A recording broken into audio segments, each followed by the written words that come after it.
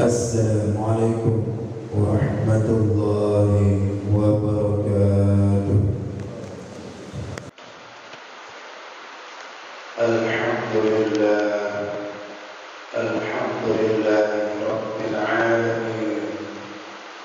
Wassalatu wassalamu ala asyrafil anbiya'i wal mursalin wa ala alihi wa sahbihi ajma'in.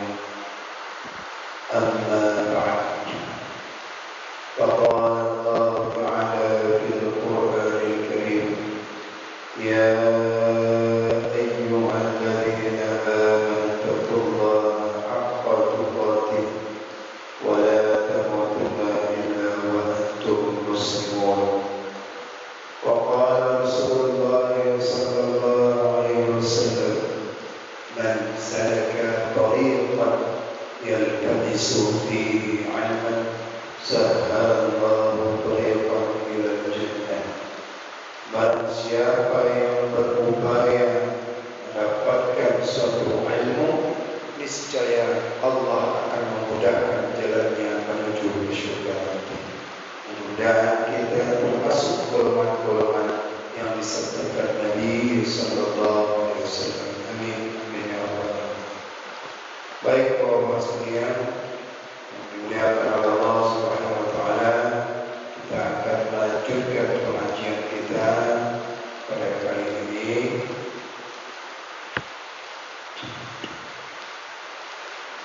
Kita buka Bismillahirrahmanirrahim.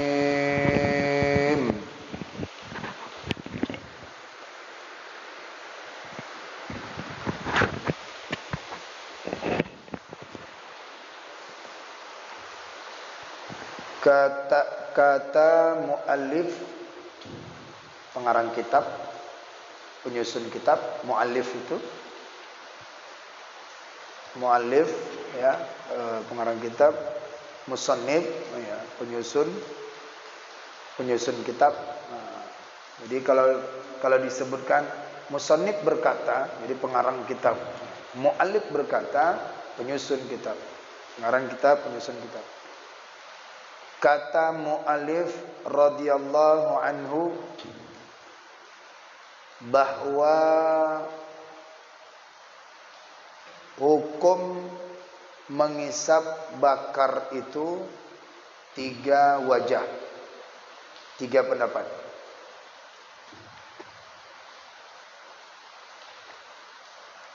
Pertama, mubah. Kedua, makruh. Ketiga, haram.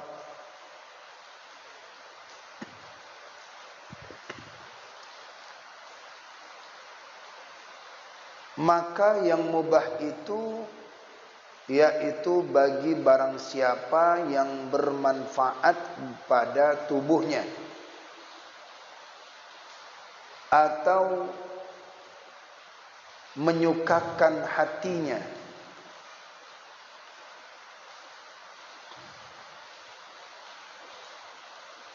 atau menyukakan hatinya.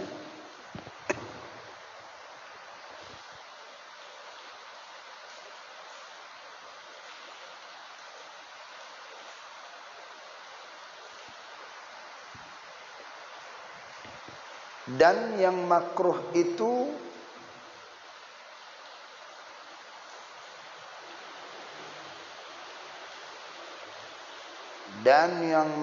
itu bagi barang siapa yang tiada memberi manfaat pada tubuhnya atau menyukakan dia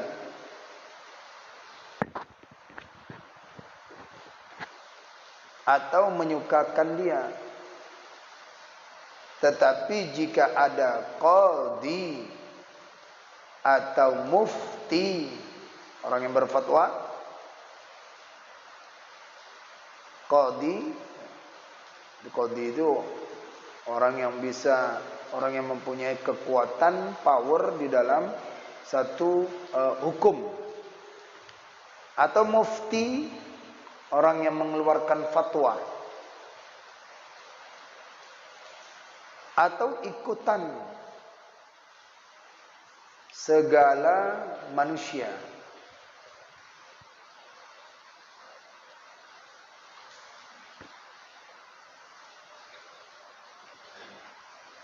Segala manusia tidak memberi manfaat bagi dirinya, ya, tidak bermanfaat bagi dirinya. Tetapi kalau misalkan qadhi dan mufti,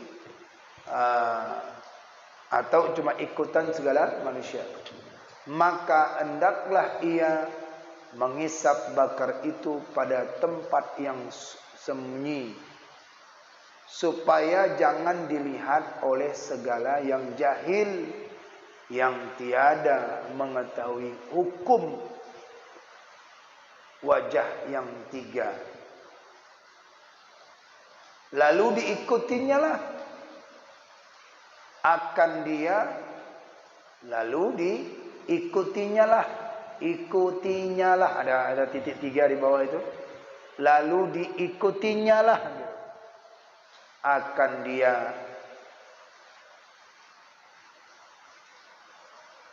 dan wajah yang ketiga haram bagi barang siapa yang jadi mudarat pada tubuhnya atau akalnya. Dah, mu'alif berkata, beliau menyampaikan, berkomentar tentang perkara-perkara hukum membakar, mengisap bakar. Maksud isap bakar ni apa? Hukum rokok. Nah, ini lari kepada sang perokok ni. Sang perokok. Kan mengisap bakar. Macam mana tak bisa masuk bakar ini? Dibakar, isap. Bawah. Bakar, isap. Maka dalam fikih itu ada 3 pendapat wajah. Kalau wajah itu, kalau bayangkan kita wajah ini kan, tapi dalam fikih wajah itu ada 4 segi, ada 4 pendapat. Wajah pertama, wajah kedua, wajah ketiga. Itu dalam fikih. Wajah pertama, pendapat pertama itu hukumnya mubah. Jadi jangan main pukul rata saja gitu. Kalau vonisnya haram, lihat dulu. Nah, pertama adalah hukum mengisap bakar adalah mubah. Bagi siapa yang mubah? Bagi yang ada manfaat tubuhnya. Bagi orang yang bermanfaat tubuhnya. Bila dia merokok, ada manfaat tubuhnya. Yang dingin, begitu merokok, panas, terasa suasana. Bila dia merokok, ada manfaat bagi hatinya, senang dia. Lebih bagus enggak makan katanya. Lebih bagus enggak makan, dia lebih bagus merokok. Rela dia untuk keluar untuk membeli sebatang rokok. Malam-malam jadilah. Rasanya kalau siap makan nih, kalau enggak merokok enggak ganteng. Jadi merokok dia senang hatinya. Merokok dia mengisap bakar ini tubuhnya merasa manfaat. Bila dia merokok, mengisap bakar saat dia mengaji, fokus. Fokus, bukan fokus apa ya? Fokus ini artinya apa? Bukan mengaji, menghilangkan ngantuk. Bukan kalau misalnya orang yang merokok itu penjelasannya kurang jelas. Bukan. Ada juga orang yang enggak merokok penjelasannya lebih dahsyat. Itu cuma akal-akalan saja supaya dia bisa merokok itu. Akal-akalan dia saja. Yang intinya ketika itu bisa dia merokok, dia pegang ini, membantu dia apa? Ketika dia tertidur, ini bakar dia nih. Atau dia merokok, kalau orang dulu kan kalau merokok ini sekalian mengusir nyamuk ini. Kalau yang di kampung-kampung kan, dia melakukan. Kemudian dengan dia merokok ini bisa membantu dia yaitu menjaga malam. Orang yang merokok kan habis itu, sampai itu batang rokok tuh banyak. Rokok. Nah, itu hukumnya adalah mubah. Mubah. Boleh.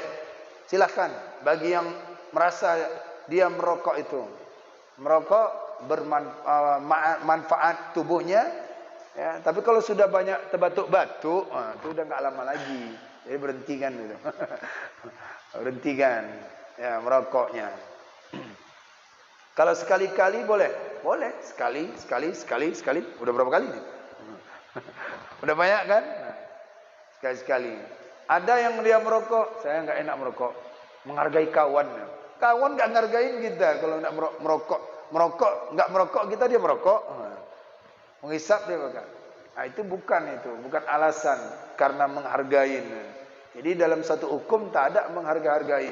Terus ketika kita sholat, tiba-tiba ada kawan tak sholat, bapak kenapa nggak sholat? Menghargai kawan karena dia nggak sholat. Nah, ini nggak ada kaitannya. Dia kaitannya adalah kemanfaatan daripada dirinya dan daripada hatinya. Suka tidak itu? Bila dia suka silakan, tidak apa-apa. Bagi seorang itu dalam hukum fikih ya, ini cerita hukum fikih. Kalau cerita dengan hukum tasawuf itu haram mutlak itu. Kalau seorang sufi, kalau ada orang ngaku sufi, tasawuf dia tinggi tapi merokok, itu belum. Belum sampai itu, masih syariat dia. Maka yang berkata itu siapa? Syekh Wahabatu Zuhaili. Kalau dapat tinggalkan, kata beliau. Al-fiqhul Islam wa adillah. Dikumpul duit kayak mana? Bagus, beli kitab.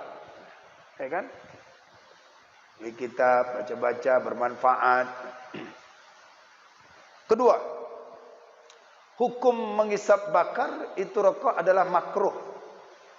Ada kalanya makruh, ada kala mubah, ada kala makruh. Bagi siapa itu makruh? Hukumnya bagi yang tidak ada manfaat bagi dirinya. Tak ada. Bagi tubuhnya tak manfaat, bagi hatinya pun tak ada manfaat. Tidak ada kemanfaatan bagi seorang itu dia merokok. Tidak ada manfaatnya, cuma ikut-ikutan aja dia. Atau tuan qadi, jika ada tuan qadi atau orang yang berwenang ya, atau seorang mufti ya, mengatakan demikian, maka dia harus ikutin itu. Dia mengikutin. Jelas ya? Ada mufti mengatakan yaitu bahwasannya hukum rokok itu haram ya. Haram, maka mufti itu kita ikutin. Ada mengatakan mufti atau tuan qadi merokok itu adalah mubah atau makruh, silahkan, enggak apa-apa. Jadi bila ada mufti, ada tuan qadi yang berkata tentang masalah merokok itu pendapat mereka daripada kesepakatan ulama-ulama, maka kita harus mengikutinya dalam hal itu. Kenapa? Karena sudah digali oleh mereka itu wala taqtulu anfusakum. Ayatnya umum. Jangan engkau membunuh dirimu, mencelakakan dirimu. Itu bagi orang yang tak mampu ya. Bagi orang yang sakit kan tak boleh, mungkin arahnya ke sana. Bagi orang hamil mungkin arah ke sana. Jadi ini tidak ada manfaat, sakit pun tidak, manfaat pun tidak. Jadi dia di tengah, hukumnya makruh. Hukumnya makruh. Nah, jika seorang itu memang betul-betul dia mengisap pula, mengisap rokok itu, ya, udah gatal lidahnya, nggak enak rasanya kalau nggak merokok dia. Apalagi kalau udah makanan-makanan yang sudah mengenyangkan atau di tempat-tempat lain, silahkan mengambil tempat yang sunyi atau mengambil tempat yang bisa merokok dia. Itu kata kita, kata mu'allim. Silakan. Mengapa dia mengambil tempat yang khusus dia untuk merokoknya? Dikhawatirkan nanti ada orang yang jahil yang tidak tahu hukum mengikut. Itu buktinya bapak itu. Itu buktinya ustaz itu merokok itu. Itu buktinya itu. Ustaz itu tahu hukum misalkan. Orang alim itu tahu hukum. Datang orang yang enggak ngaji, orang yang enggak tahu apa-apa, misalnya mereka itu merasa buktinya Buktinya Ustaz itu. Buktinya apa? Ngaji merokok juga ngaji. Gitu. Contoh, ada orang yang dia itu seorang kiai lah atau tokoh agama dalam satu masyarakat. Labai. Ketika itu mereka memelihara anjing. Memelihara anjing. Jadi dipelihara anjing itu diikutilah orang-orang jahil. Sehingga mereka berdalilkan buktinya tuh guru tuh orang kiai itu ustaz tuh pegang anjing dia. Kiai itu tahu mungkin dia cara menyamak. Tapi bagi orang awam tidak. Jadi berpikiran dia berarti memegang anjing boleh dong gitu. Jadi disalahkannya lah hukum itu dalam memahaminya. Salahkannya. Maka bagi orang yang mengisap bakar merokok ini, maka carilah tempat. Maka benar juga orang Singapura sama dengan orang Malaysia itu. Ya. Tapi yang Singapura, yang Malaysia pun masih ada juga yang terpencil-pencil. Mereka itu bila merokok ada tempatnya. Tapi tempat merokok, jahil enggak jahil situ kumpul semua. Yang tempat ada ruangan. Di ruangan itu kalau di bandara itu kan ada ruangan itu juga kan? Apa ya? Ya Pak ya, di ruangan itu ruangan apa namanya smoking, merokok. Itu kan berlomba-lomba mengisap asap itu. Ya, yang satu membuang, yang satu mengisap, yang satu membuang, yang satu mengisap. Itu berlomba-lombaan itu. Entah gimana lah bau mulutnya masing-masing itu. Jadi mengisap di situ itu. Nah, mereka dikasih tempat. Singapura begitu juga. Ketika saya pergi ke Singapura tuh, saya lihat tuh yang merokok ini batasannya. Kata orang Singapura, lewat aja dikit segini aja merokok itu udah kena denda 5.000 katanya. $5.000. Tak boleh merokok di sini. Ini ada merokok ada situ. Itu. Oh ujung, jauh lah tempat merokoknya. Itu ada juga orang yang Singapura mereka tuh yang mengikuti peraturan yang merokok tempat di sana. Walaupun mereka seorang tempat itu situ. Nah, mungkin mereka mendengarkan apa dikatakan Tuan Qadhi mereka, penguasa. Mungkin mereka ada mendengarkan muas mereka. Muas itu seperti mui dengan kita. Mereka dengan muas itu. Maka hukum yang kedua ini untuk kehati-hatian lebih baik jauhi supaya tidak diikutilah oleh daripada orang-orang yang tidak tahu hukum. Ya. Pendapat yang ketiga adalah hukum mengisap bakar itu adalah haram. Bagi siapa? Barang siapa yang jadi mudarat pada tubuhnya atau akalnya. Bahaya. Bila dia membahayakan tubuhnya, semakin parah, semakin datang penyakit TBC-nya, batuk-batuknya, kemudian bahaya keuangan juga bahaya kan, mudarat juga itu. Kantongnya kan bahaya juga. Bahaya akalnya, pokoknya bahayalah. Bahaya janinnya. Loh, kok bisa bicara janin? Ya ada juga perempuan yang merokok. Perempuan yang merokok sampai hamil pun merokok juga dia. Nyantai aja. Kayak nggak ada kejadian aja dia, kayak nggak ada hamil aja merokok loh. Itu merokoknya tartik pula gitu. Udah jual. Tartik, tarik 3. 1 batang, tarik 3. Satu batang. Itu tartiknya. Orang Medan bilang tartik. Tarik 3. Maka hukum adalah haram. Ya. Jadi bapak yang ke arah mana? Yang mengaji ini arah mana dia? Mau mubah, makruh atau haram? Nah, kalau semakin fit badannya, ya silahkan. Tak apa-apa. Tapi kalau begitu merokok, hilang akal langsung dia. Nah, itu haram jadinya. Baik, itu perkara masalah mengisap bakar. Atau dalam merokok dengan bahasa kita. Bakar atau dengan daun-daunan sekalipun. Dulu kan tak ada rokok yang semacam ini, kretek ini, cuman dia daun aja. Mungkin itu hukumnya bakar aja.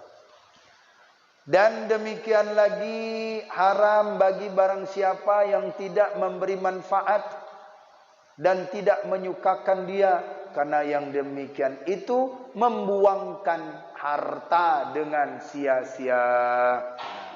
Jadilah haram. Ini kita cerita fikih ya. Kalau cerita yang di hukum tasawufnya memang haram, karena menyia-nyiakan harta.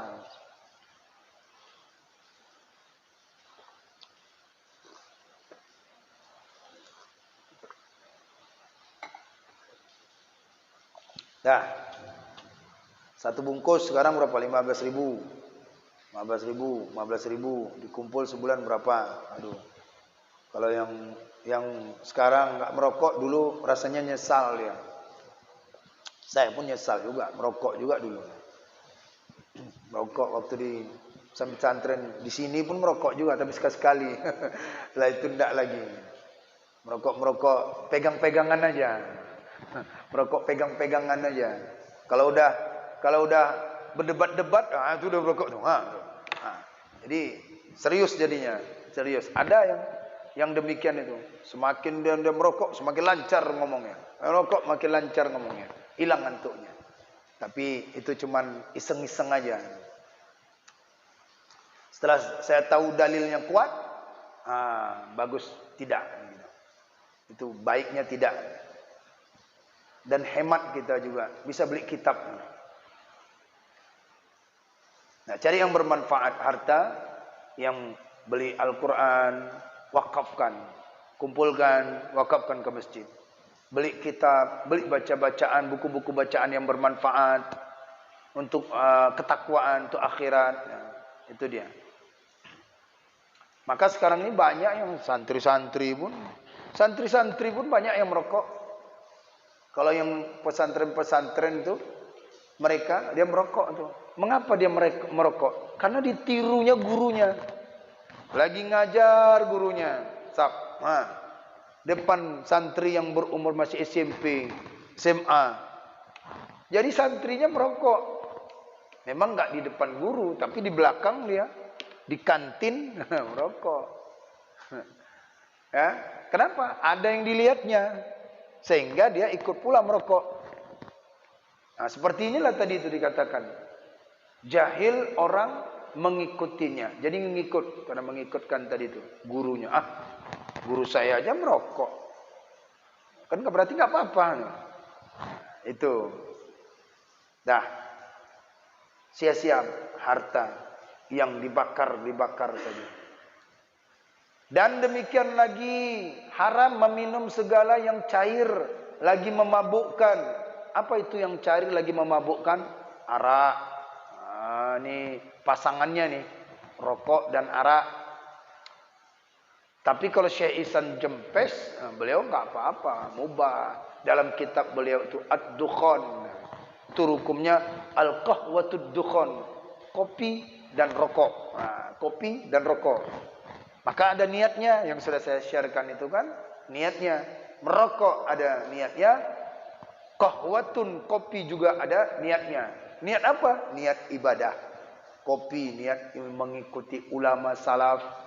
Merokok mengikuti ulama-ulama dahulu. Ada, kitabnya ada itu. Jadi ketika ada orang itu merokok, ada bantahannya kitabnya. Ada kitabnya. Tapi itu, ini kita merokok kan setiap saat gitu. Beliau itu, Syekh Ihsan Jempes, dia merokok saat dia itu memang mengulang, saat dia itu mengaji. Dan itu pun saat mereka itu merokok itu saat kan terpencil-pencil ngajinya ini. Sekarang kan tidak. Ini jangankan juga masjid ditempatkan rokok. Ada. Tapi kan saya kat masjid cuma musola, sama aja. Asalkan nama dia itu ibadah. Karena Allah katakan apa? Ya Bani Adam, khuzu zinatakum inda fi kulli masjid. Wahai Adam, keturunan Adam, masuk kamu ke masjid berhias-hias.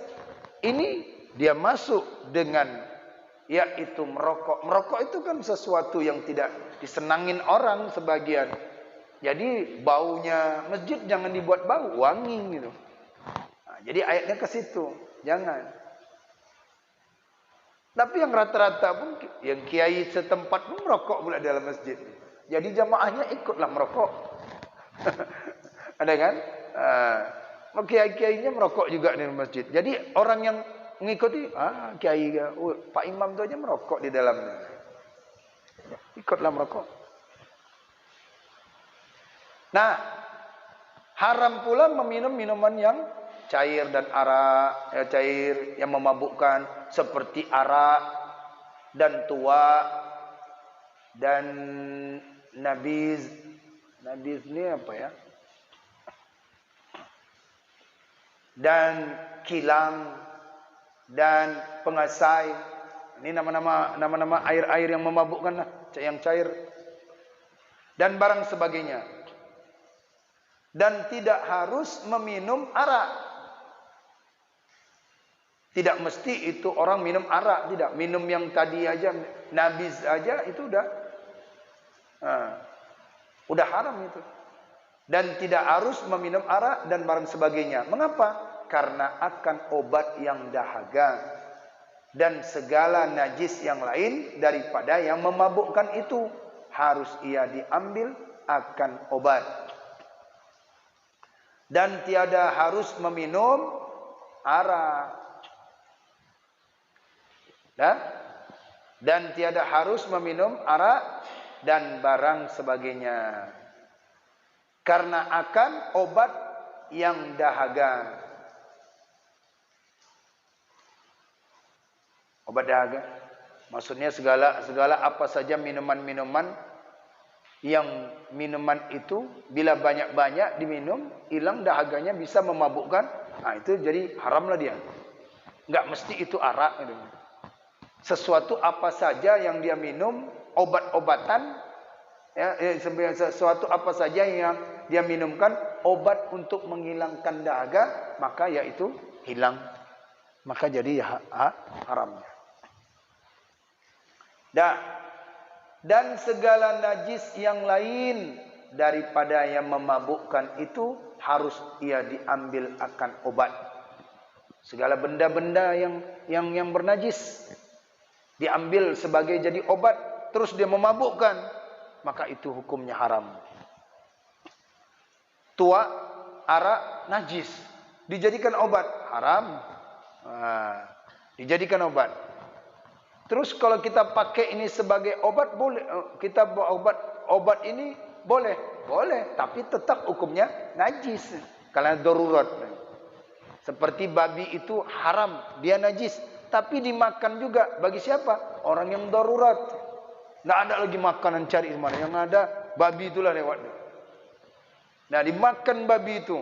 Dimakan babi itu untuk memperjuangkan, membela dirinya, mempertahankan hidupnya, maka dia makan najis itu. Makan daripada babi itu. Boleh, tapi yaitu hukumnya tetap haram. Karena untuk mempertahankan tubuhnya. Ini untuk mengobati. Dia minum, tetap hukumnya najis, walaupun dia itu sebagai obat. Najis. Itu diminum. Tapi kalau dituangkan, kalau dituang tak apa-apa. Minum saja. Karena katanya adalah minum. Karena ada arak, mungkin arak ini bisa obat nih. Yang luka-luka. Melepuh. Dan demikian lagi haram memakan dan meminum darah. Dan memakan kulit yang termasuk dan segala barang yang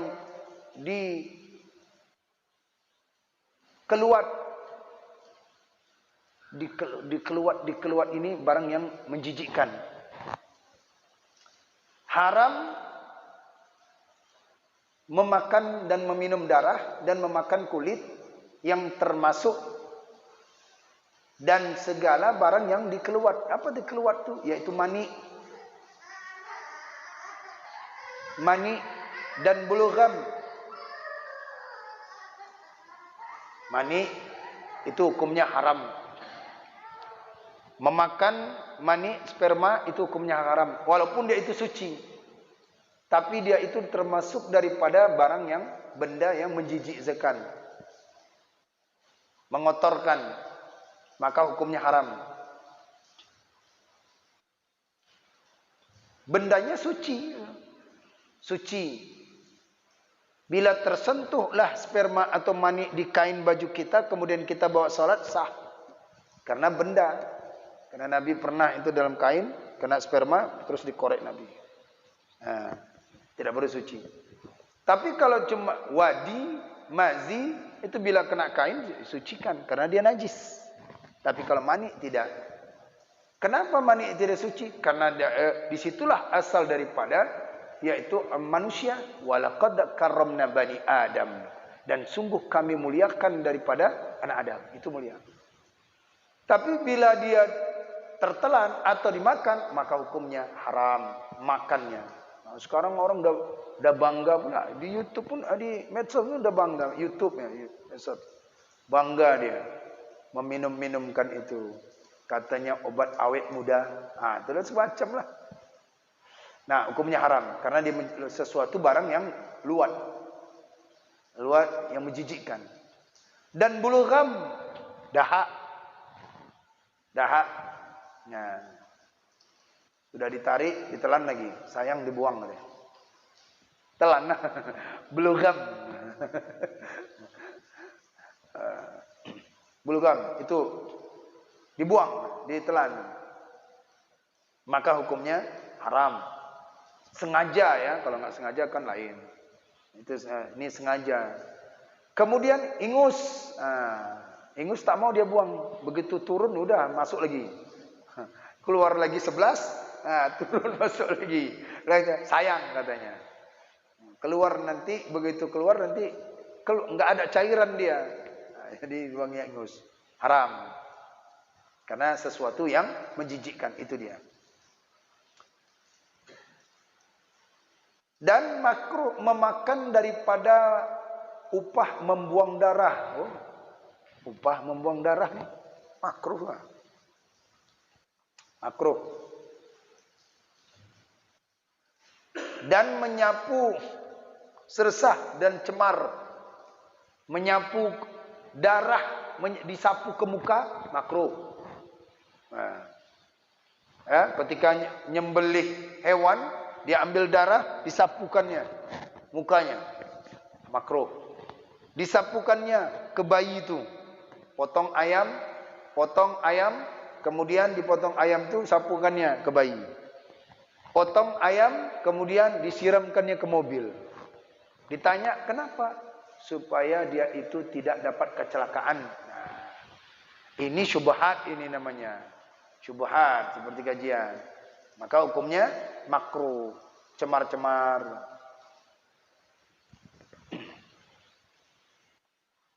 Bila dilihat orang rame-rame, jadi orang nanti ikut. Ini harus dihindarkan. Tetapi sunat bagi yang merdeka, hendaklah diberinya upah itu akan makanan sahaya dan akan hidupannya.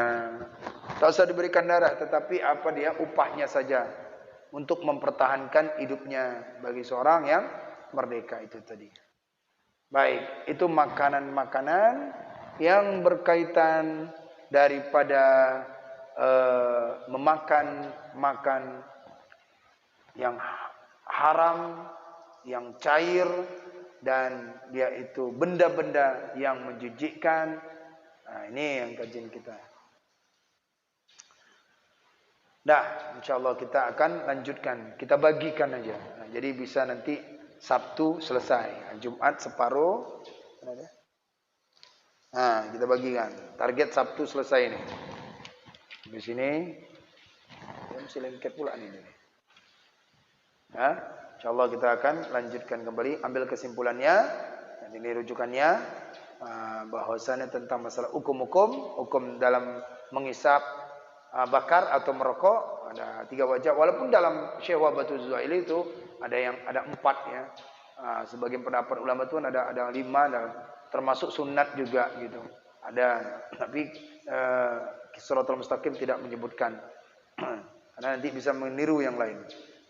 Syekh Wahbah Zuhaili pun sependapat akan demikian dalam kitab Al-Fiqhul Islam wa Adillah, ulama mujaddid sekarang masa kini. Baik, itu aja. Mudah-mudahan ada manfaatnya. Semoga insyaallah kita dapat melanjutkan kembali. Usahakan dalam 3 hari ini berturut-turut untuk dapat hadir untuk sekaligus mengkhatamkan kitab yang kita bacakan ini, ya, yaitu selesai daripada kitab yang kita baca selama berbulan-bulan atau bertahun. Bertahun ini sudah berapa tahun? 2019, 2018. 2019 ya. Ada catat Dajul? Enggak ada. Catat itu. Udah beli kitab sama-sama kita ya. Catat tuh. Kena ada catat, baca ya catat. Insyaallah ya. Wallahu a'lam bissawab. A'udzu billahi minasyaitonir rajim. Bismillahirrahmanirrahim. Alhamdulillahi rabbil alamin. Hamdan yuwafi ni'amahu wa yukafi mazida. Ya Rabbana lakal hamdu kama yanbaghi li jalali wajhikal karim wa 'azimi sultanik. Allahumma fassalli wa sallim wa barik ala sayyidina Muhammadin ya dzal jalali wal ikram.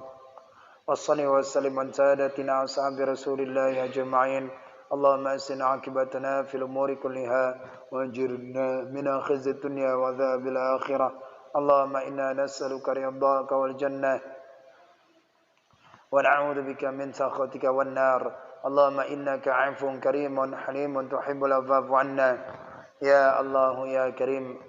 اللهم اختم لنا يا الله بحسن الخاتمة ولا تختم علينا يا الله بسوء الخاتمة. اللهم اجعل توبتنا توبة مقبولة ولا تجعل توبتنا توبة مردودة. اللهم اجعل آخر كلامنا عند انتهاء أجلنا من الدنيا قولا لا إله إلا الله ومحمد رسول الله. اللهم اغفر لنا ذنوبنا ولوالدينا وارحمهما كما ربيانا صغيرا ولشيخنا ولمشايخنا ولجدنا ولجداتنا ولأجدادنا ولجميع المسلمين والمسلمات والمؤمنين والمؤمنات الأحياء منهم والأموات برحمتك يا أرحم الراحمين. ربنا ظلمنا أنفسنا وإن لم تغفر لنا وترحمنا لنكونن من الخاسرين.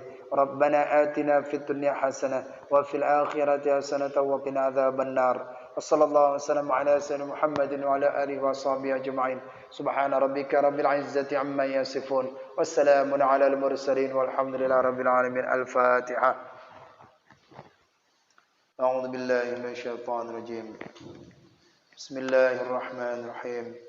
الحمد لله رب العالمين الرحمن الرحيم مالك يوم الدين إياك نعبد وإياك نستعين اهدنا الصراط المستقيم صراط الذين أنعمت عليهم غير المغضوب عليهم ولا الضالين. رب اغفر لي ولوالدي وللمؤمنين آمين. صلى الله على محمد صلى الله عليه وسلم. صلى الله على محمد صلى الله عليه وسلم. صلى الله على محمد صلى الله عليه وسلم. صلى الله على محمد يا رب صل وسلم وبارك عليه. Demikian kajian kita ini, semoga ada manfaatnya, semoga kita diberikan oleh Allah Subhanahu wa taala kepemahaman dalam agama. Wallahu a'lam bissawab. Assalamualaikum warahmatullahi wabarakatuh.